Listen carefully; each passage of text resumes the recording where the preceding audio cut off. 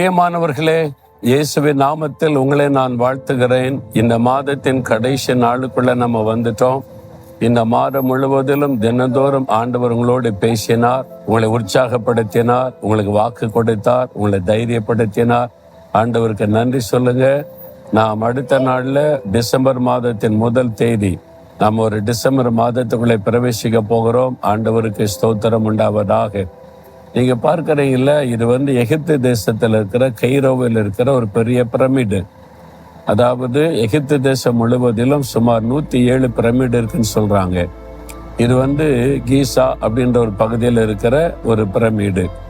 இதுல ஒரு 9 இருக்கிறது. 3 பெரிய பிரமிடு, 6 சிறிய பிரமிடு. பெரிய பிரமிடு ராஜாக்கள் அடக்கம் பண்ணின இடம், சிறிய பிரமிடுகள் ராணிகள் அடக்கம் பண்ண இடம். அதுல கியாப்ஸ் என்கிற இந்த பிரமிடு தான் இருக்கிறதுல பெருசு. இதான் ரொம்ப பெரிதானது. இதனுடைய நீளம் பார்த்தீங்கன்னா ஒவ்வொரு பக்கமும் 4 பக்கமும் 220 அடி 220 அடி, அப்படி ஒவ்வொரு பக்கம் 4 பக்கமும் ஒரே மாதிரி அளவு உள்ளது. உயரம் பார்த்தீங்கன்னா 146 மீட்டர், அப்ப கிட்டத்தட்ட 450 அடி உயரம் உள்ளது.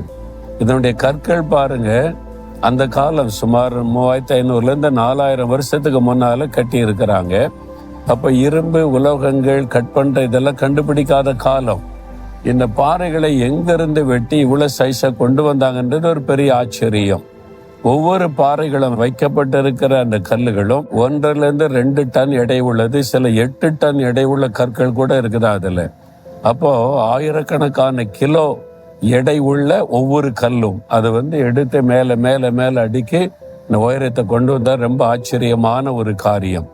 உலகம் எங்கும் இருந்து தினந்தோறும் ஆயிரக்கணக்கான சுற்றுலா பயணிகள் இதை பார்ப்பதற்கு வந்து கொண்டே இருக்கிறாங்க. உலக அதிசயங்களில் ஒன்றாய் கருதப்படுகிறது. சரி, இன்றைக்கு ஆண்டவர் எனக்கு என்ன வார்த்தை வைத்திருக்கிறார் அப்படின்னு கேட்குறீங்களா? 23ஆம் சங்கீதம் 6வது வசனம், என் ஜீவனுள்ள நாளெல்லாம் நன்மையும் கிருபையும் என்னை தொடரும். நீங்க விசுவாசத்தோடு சொல்ல வேண்டிய ஒரு காரியம் என்னன்னா, ஆண்டவர் எனக்கு நன்மை செய்கிறார், அவருடைய கிருபை என்னை காத்து வந்திருக்கிறது. இந்த மாதத்தில மாத்திரம் அல்ல, ஜீவனுள்ள நாளெல்லாம், நான் மரணத்தை சந்திக்கும் வரைக்கும் அல்லது ஆண்டவருடைய வருகை வரைக்கும் ஜீவனோடு இருக்கிற எல்லா நாளும் ஆண்டவருடைய நன்மையும் கிருபையும் என்னை தொடரும். அப்ப ஆண்டவர் எனக்கு என்ன நன்மை தேவையோ அதையெல்லாம் தந்து கொண்டே இருப்பார். அதை நீங்க விசுவாசிங்க. ஒரு நாளும் ஒரு நன்மையும் குறைவுபடாது. இன்றைக்கு ஏதோ ஒரு நன்மை தேவையா இருக்குல்ல, உங்களுக்கு ஒரு நன்மை தேவையா இருக்குது, அந்த நன்மையை இன்றைக்கு ஆண்டவர் அருளி செய்வார். நாளைக்கு இன்னொரு நன்மை தேவையா இருக்கலாம், அந்த நன்மை அருளி செய்வார். ஜீவனுள்ள நாள் எல்லாமே நன்மை உங்களை தொடர்ந்து கொண்டே இருக்கும். கிருபை, ஆண்டவருடைய கிருபை தான் ரொம்ப முக்கியம். தகுதியற்ற நமக்கு தேவன் காண்பிக்கிற தயவு தான் கிருபை. அவருடைய கிருபை இல்லாட்ட ஒருத்தர் ஆசீர்வாதத்தை பெற முடியாது, நிலை நிற்க முடியாது. நம்முடைய தவறுகள் பாவங்களை நினைச்சாலே ஆண்டவர் நமக்கு ஒரு நன்மை செய்ய முடியாது. ஆனால் தேவனுடைய கிருபை, ஆண்டவர் நம்மை மன்னித்து மன்னித்து நம்மை ஆசீர்வதித்து நடத்துகிறார். அந்த கிருபை நம்மை தொடரும். அதற்கு உங்களை தாழ்த்தணும். தாழ்மை உள்ளவளுக்கு கிருபை அளிக்கிற தேவன். எப்பொழுதும் தாழ்மையா நடந்து கொள்ளுங்க.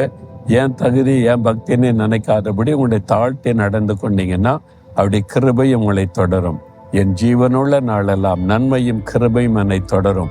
மகிழ்ச்சியோடு சொல்லுங்க, ஆண்டவருடைய கிருபை ஆண்டவருடைய நன்மை உங்களை தொடரும். இயேசுவின் நாமத்தில் நன்மையும் கிருபையும் என்னை, எங்களை, எங்கள் குடும்பத்தை தொடரும். இயேசுவின் நாமத்தில் ஆமேன், ஆமேன்.